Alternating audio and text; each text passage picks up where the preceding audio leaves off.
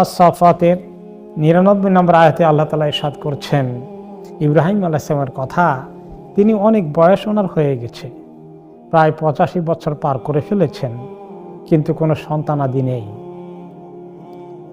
আল্লাহ তাআলার কাছে অনেক দোয়া করলেন যে আল্লাহ আমাকে একটা নেককার সন্তান দেন না আল্লাহ, আবদার করে বসলেন আল্লাহ তাআলার কাছে।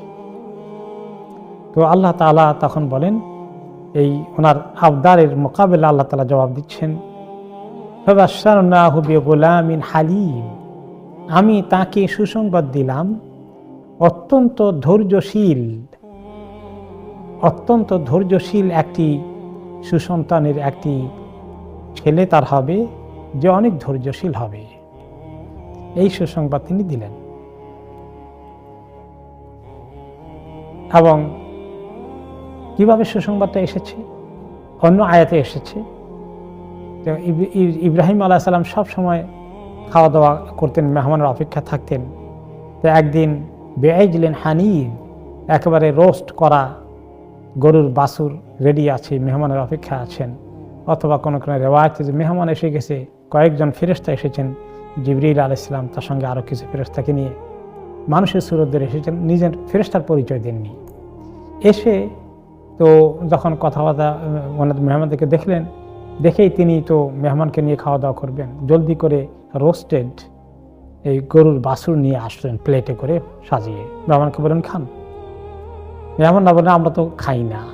তখন মেহমানরা শেষ পর্যন্ত পরিচয় দিতে বাধ্য হলেন, আমরা তো ফেরেশতা। তো কি বিষয় লূত আলাইহিস সালাম কওমকে হালাক করবে, তার মধ্যে আবার এখানে ওনার সঙ্গে কথা আছে যে সেটা হচ্ছে যে আপনাকে তো আল্লাহ তাআলা সুসংবাদ দিচ্ছেন, আপনার ঘরে তো সন্তান আসবে, পুত্র সন্তান আসবে। তো এইভাবে করে সুসংবাদ দিয়ে দিলেন। আলহামদুলিল্লাহ, যখন আল্লাহ তাআলা ৯ মাস বা পেটের বাচ্চার কমপ্লিট হয়ে গেল গর্ভের সময়টা, তখন সন্তান জন্মগ্রহণ করলো।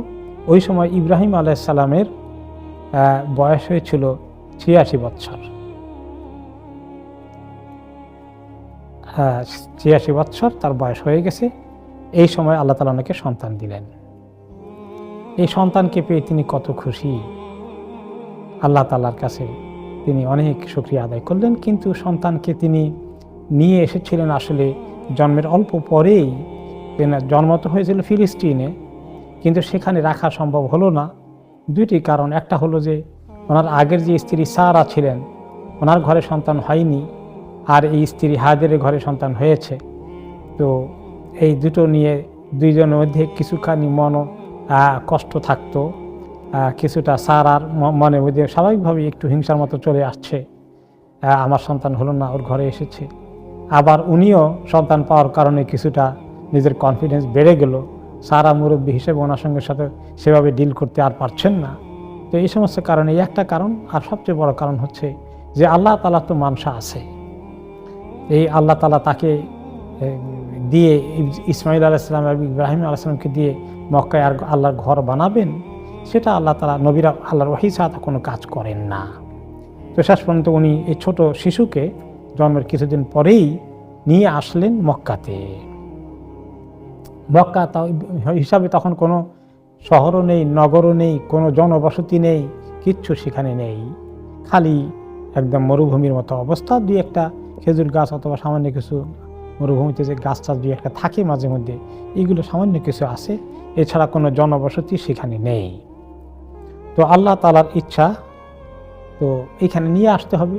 তো তিনি সন্তানকে নিয়ে আসলেন। ৮৬ বছর বয়সে বাচ্চা পেয়েছেন। আল্লাহ তাআলার ইচ্ছা এই বাচ্চাকে এখানে রেখে তিনি যাবেন, ওখানে ওনার ডিউটি আছে, নবী হিসাবে ফিলিস্তিনে কাজ করতে হবে। তো মা যখন বললেন, ইয়া ইব্রাহিম আইনা তাযহাবু তাতরুকুনা বিহাদাল ওয়াদি আল্লাযী লাইসা বিহি আনিসুন ওয়ালা শাই, কোথায় যাচ্ছেন আমাদেরকে ফেলে এভাবে এমন একটি দুর্গম মরু প্রান্তরে, যেখানে কোনো মানুষ নেই, জনবসতি নেই, কোনো কিচ্ছু নেই, জীবনযাপনের কোনো উপায় নেই, এরকম একটা জায়গা নির্বাসনে দিয়ে যাচ্ছেন? বারবার জিজ্ঞেস করছেন, প্রশ্ন করছেন, কিন্তু ইব্রাহিম আলাইহিস সালাম মুখে দিয়ে কথা বলতে পারছেন না, কষ্টের কারণে কোনো জবাব দিতে পারছেন না। তিনি বাক রুদ্ধ হয়ে গেছেন। এরপরে তিনি কথা না বলে বরঞ্চ তিনি সামনের দিকে এগিয়ে চলে যাচ্ছেন। রেখে গেলেন সেখানে সামান্য কিছু খেজুর, একটু পানি। যতটুকু ক্যারি করা সম্ভব হয়েছে কিছু খেজুরের পানি রেখে তিনি চলে যাচ্ছেন। পিছনের দিকে তাকাচ্ছেন না, তাকাতে কষ্ট হচ্ছে, কথা না বলে সামনের দিকে চলে যাচ্ছেন। তখন সামনের দিকে যখন পা বাড়িয়েছেন, পিছনে তাকাচ্ছেন না, তখন মা হাজের বললেন যে আল্লাহু আমারাকা বিহাদা, এটা কি আল্লাহ তাআলা আপনাকে হুকুম করেছেন এরকম করে যেতে, রেখে যেতে আমাদেরকে, নাকি এটা আপনার নিজের আমাদেরকে শাস্তি দেওয়ার জন্য কাজ করছেন? বলে না, তিনি আল্লাহর ইচ্ছা, আল্লাহর মর্জি, আল্লাহর হুকুম। তখন সঙ্গে সঙ্গে এই মহিলা বলে বসলেন ইদান লা ইউদাইউন আল্লাহ, তাহলে আশা করা যায় আল্লাহ তাআলা আমাদেরকে বরবাদ করে দেবেন না। এই কথা বলে ওনার পিছনে একটু গিয়েছিলেন, তিনি কথাটা শুনে আবার ফেরত চলে আসেন তার বাচ্চার কাছে।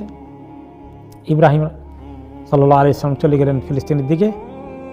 এরপরে তিনি মক্কা শহরের বা ওই এলাকার একটু বাইরে যখন গেলেন, ওনাদের দৃষ্টির বাইরে চলে গেলেন, হাজের আমাকে দেখতে পাচ্ছেন না আর, তখন তিনি আল্লাহ তাআলার কাছে দোয়া করলেন।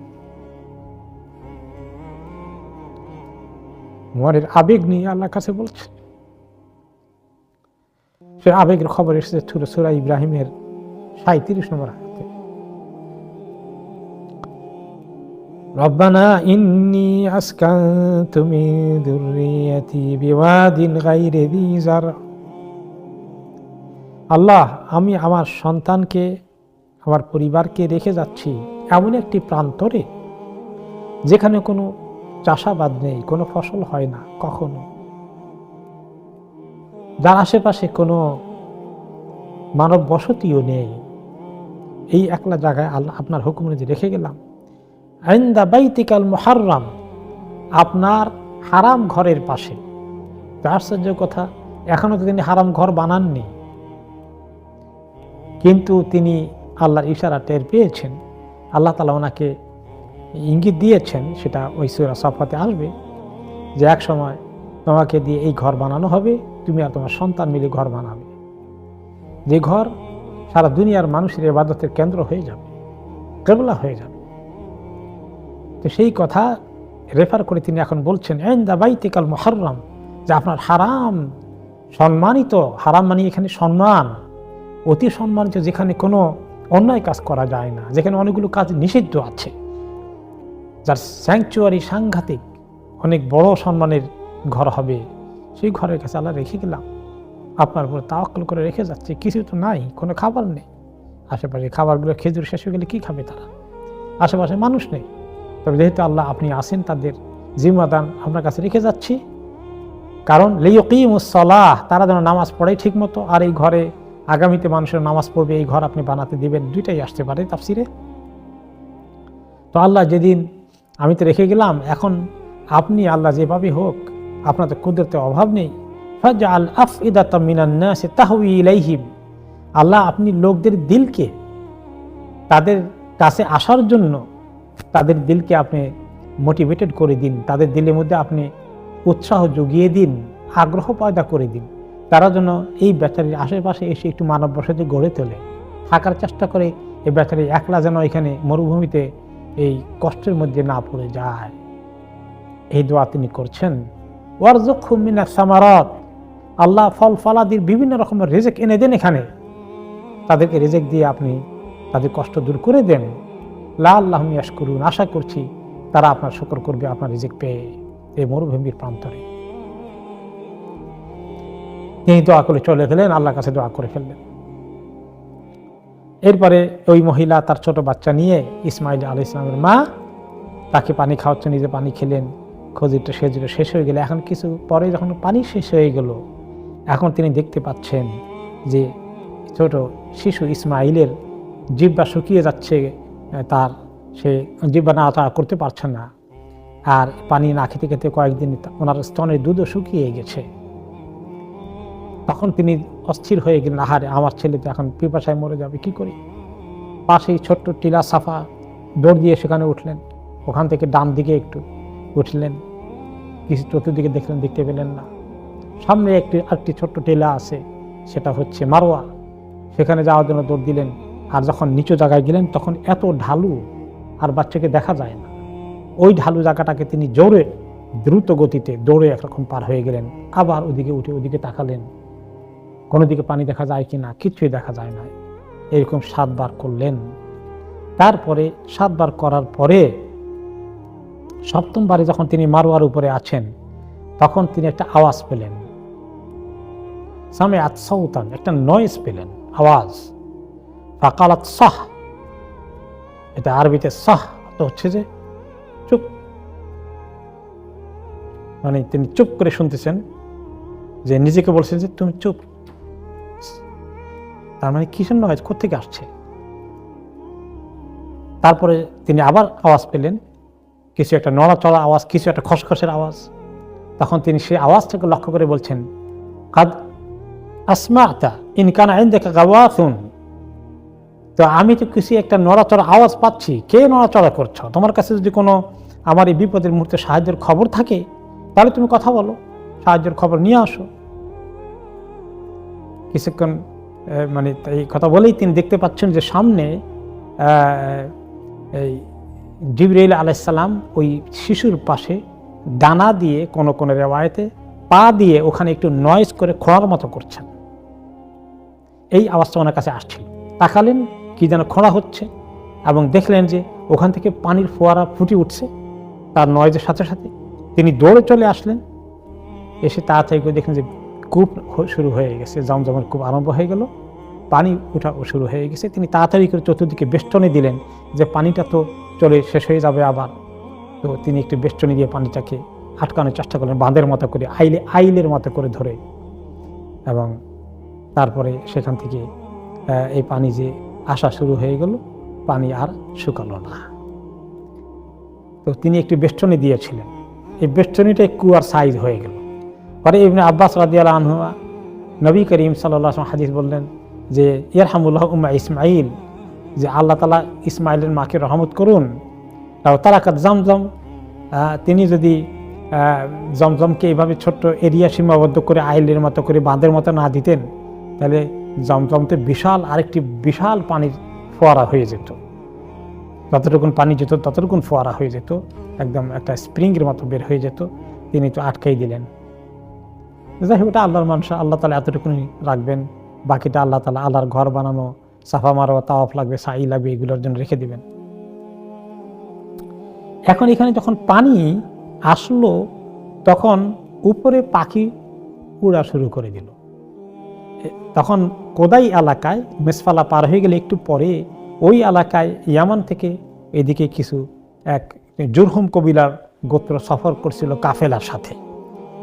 তারা ওই যখন মরুভূমিতে সফর করে, কোনো জায়গায় পানি আছে কিনা তারা খুঁজতে চায়।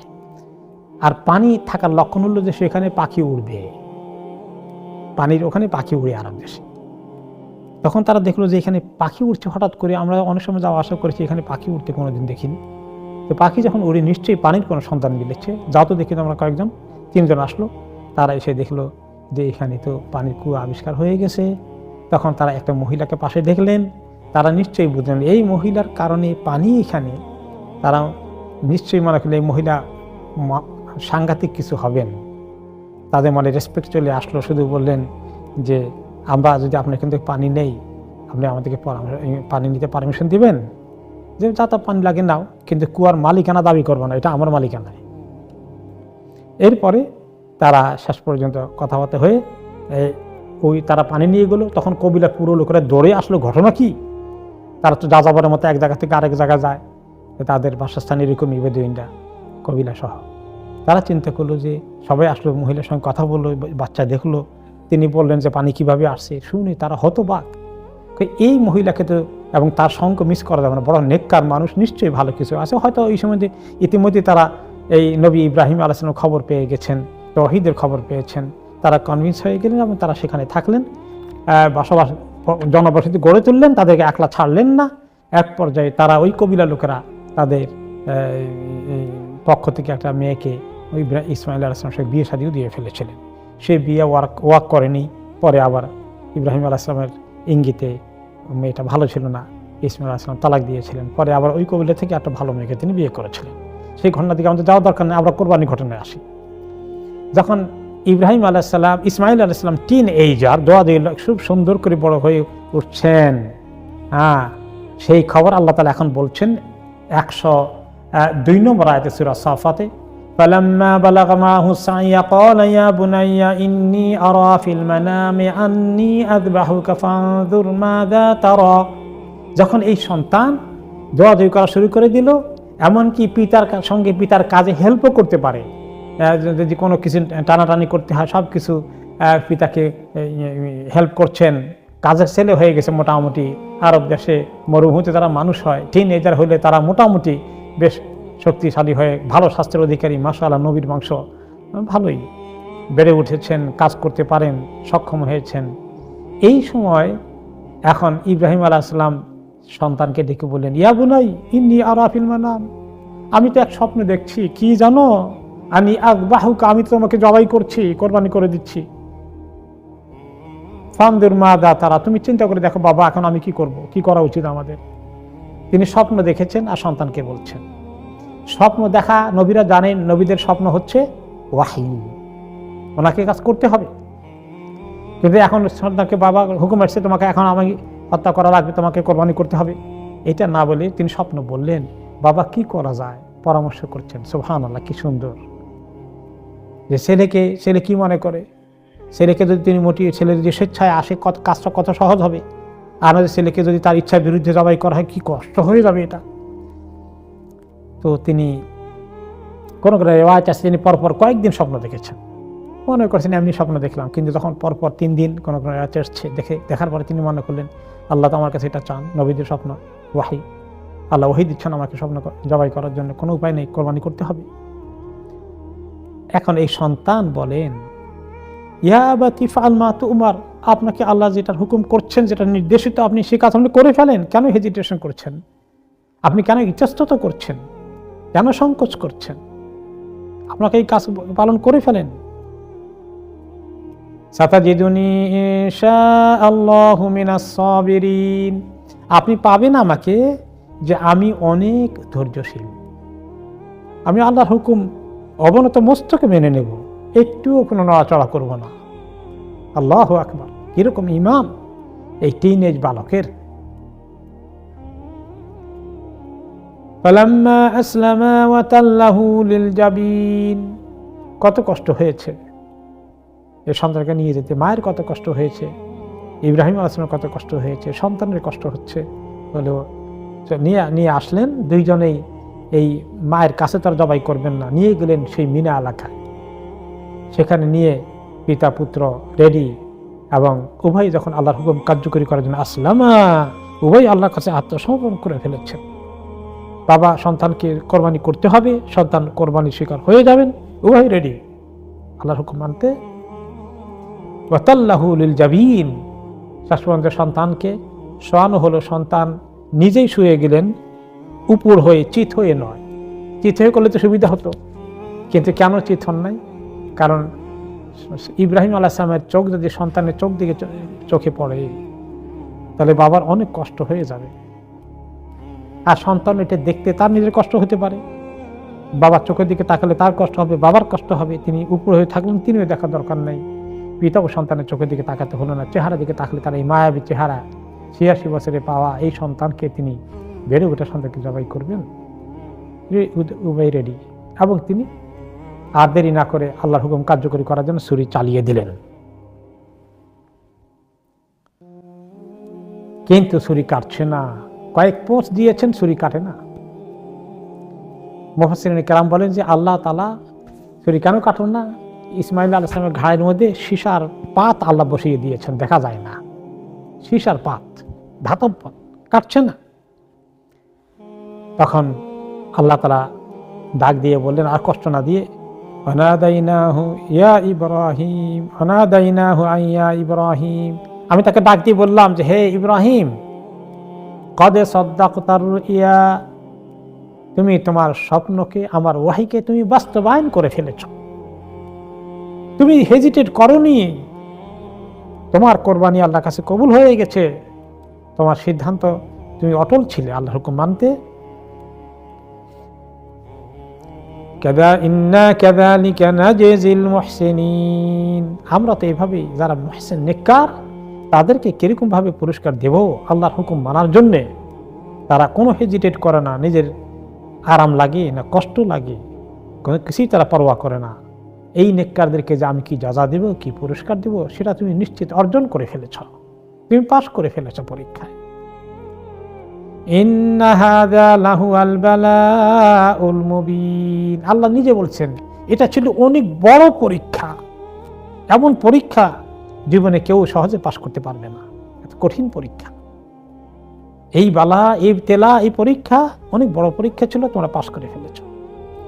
ওয়াফাদাইনাহু বিযিবহিন আযীম, আর আমি তার পরিবর্তে র্যানসম করে দিলাম, এর পরিবর্তে আমি একটি বড় কোরবানি জান্নাতি দুম্বা তাদেরকে দিয়ে দিলাম। ইব্রাহিম, তো আমার হুকুম ওয়াহি, তোমার স্বপ্ন এখন বাস্তবায়ন করো, এই দুম্বা জবাই করে দিয়ে। ওয়াতারাকনা আলাইহি ফিল আখিরিন, আর এভাবেই আমি তার জন্য পরে এভাবেই আখির পরবর্তী লোকদের জন্য আমি এই সুন্নতকে জারি করে দিলাম। সন্তান কোরবানি করতে হবে না, তার পরিবর্তে আমরা একটি জানোয়ার কোরবানি করছি, পশু কোরবানি করছি। আজকে যখন আমরা কোরবানি করব সে কথা যেন মনে রাখি, আল্লাহ তাআলা যদি আমাকে হুকুম দিতেন যে আমার একটা সন্তানকে কোরবানি করে দিতে হবে, আমরা কি পারতাম? ইন্না লিল্লাহ, কত বড় পরীক্ষা হয়ে যেত। আল্লাহ তাআলা আমাদের প্রতি ইহসান করেছেন, কিন্তু ওই ইতিহাস আমাদেরকে স্মরণ রাখতে হবে যখন কোরবানি করি যে আল্লাহ কত বড় করিম রহিম, তিনি আমাদেরকে এই কঠিন পরীক্ষায় ফেলেননি, তার পরিবর্তে কত সুন্দর বিকল্প কোরবানি দিয়েছেন আমাদেরকে। সালামুন আলা ইব্রাহিম, ইব্রাহিমের প্রতি সালাম, তিনি সালাম পাওয়ার উপযুক্ত আল্লাহর পক্ষ থেকে, আল্লাহ তাকে সালাম দিয়ে পাঠাচ্ছেন।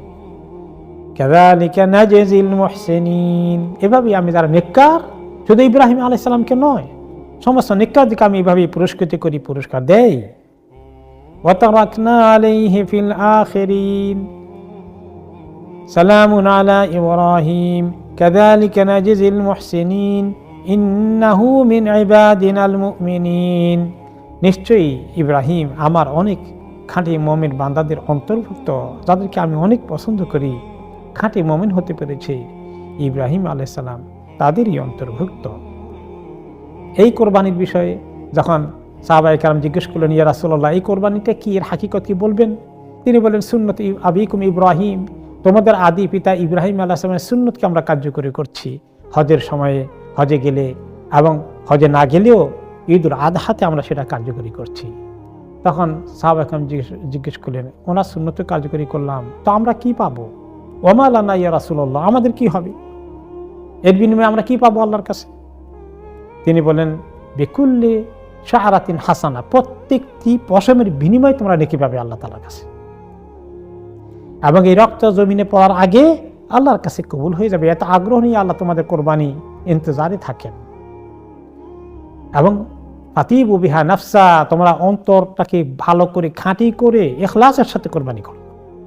মনে রেখো, লা ইয়ানালাল্লাহু লুহুমুহা ওয়ালা দিমাউহা ওয়ালাকিন ইয়ানালুহু তাকওয়া মিনকুম। আরও তিনি আল্লাহ তাআলা বলেছেন যে এই কোরবানির পশুর গোশত অথবা রক্ত কিছুই আল্লাহর কাছে সরাসরি যায় না, ফিজিক্যালি পৌঁছে না।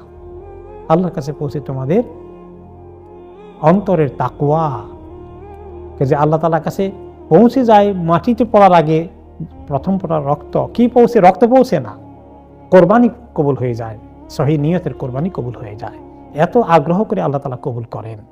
আসুন আমরা এরকম আগ্রহ করে কোরবানি করি যে আল্লাহ তাআলা প্রতিটি পশমের বিনিময়ে আমাদেরকে নেকি দিবেন, তার পাশাপাশি আমরা গোশত খেতে পারবো, হালালও করে দিবেন আল্লাহ তাআলা, নেকিও দিবেন, হালালও দিবেন। সুবহানাল্লাহ, গোশত খাওয়া আলাও করছেন। এবং আমরা শুধু নিজে এই জন্য একা না খেয়ে, আমরা যারা শুধু ফ্রিজে ভর্তি করে রাখি, গরিবদেরকে কমপক্ষে 3 ভাগের 1 ভাগ যেন দেওয়া নিশ্চিত করি, ওলামায়ে কেরাম রেকমেন্ডেশন করেছেন। কোনো সময় যদি প্রয়োজন হয় যে আপনার কোনো মেহমানদারি আছে, একটু বেশি রাখা যাবে, কিন্তু জেনারেলি নিজের খাওয়ার জন্য, ফ্যামিলির জন্যই শুধুমাত্র পুরোটা রাখা, সামান্য একটু দেওয়া, কমপক্ষে 3 ভাগের 1 ভাগ না দেওয়া, এটা কিন্তু ভালো কোরবানির নিয়তের লক্ষণ হলো না। আল্লাহ তাআলা আমাদেরকে এরকম দান করে কোরবানি করার তৌফিক দান করুন, এবং আমরা যখন কোরবানি করি নিয়তটাকে সহি করার তৌফিক দান করুন, এবং ভালো পশুকে বাছাই করে একটু কম দামে না গিয়ে একটু ভালো দামে একটু পশু তাতে দিতে পারি সেইরকম আল্লাহ তাআলা তৌফিক দান করুন। এই হলো কোরবানির ইতিহাস। তারপর থেকে এই হাজিদের জন্য ওই মিনার ওই জায়গায় কোরবানি করা হয়। এবং কোনো কোনো রেওয়ায়েতে আসে যখন ইব্রাহিম আলাইহিস সালাম ইসমাঈলকে নিয়ে যাচ্ছিলেন, শয়তান এসে ধোঁকা দিয়েছে, তোমার এতদিন পরে পাওয়া ছেলেটাকে তুমি কোরবানি করে দিবা, ৮০-৮৬ বছর বয়সে পেয়েছ, আহারে তোমার কষ্ট হয় না?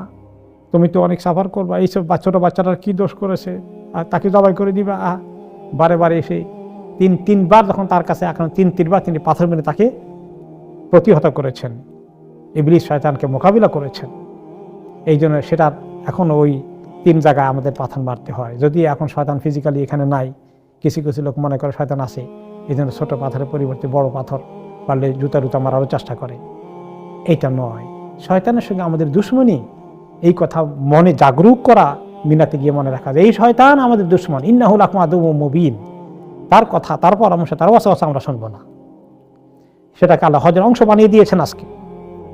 তার চেয়ে বড় কথা মাহাজের, ওনার কোরবানিকে আল্লাহ তাআলা কিভাবে অ্যাপ্রিসিয়েট করেছেন। এই মহিলার কোরবানি চিন্তা করা যায়,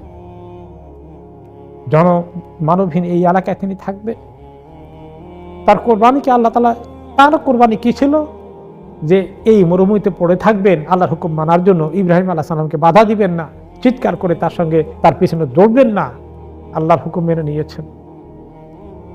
সেটাকে আল্লাহ তাআলা আখিরাতে কি দিবেন না দিবেন, দুনিয়াতে তার এই 7 বার দোয়া যদি আমল আজকে আমাদের হজের আমল হয়ে গেছে, আজকে আমাদের উমরার আমল হয়ে গেছে। আমাদের উমরা হবে না, হজ হবে না সে চাই না করলে।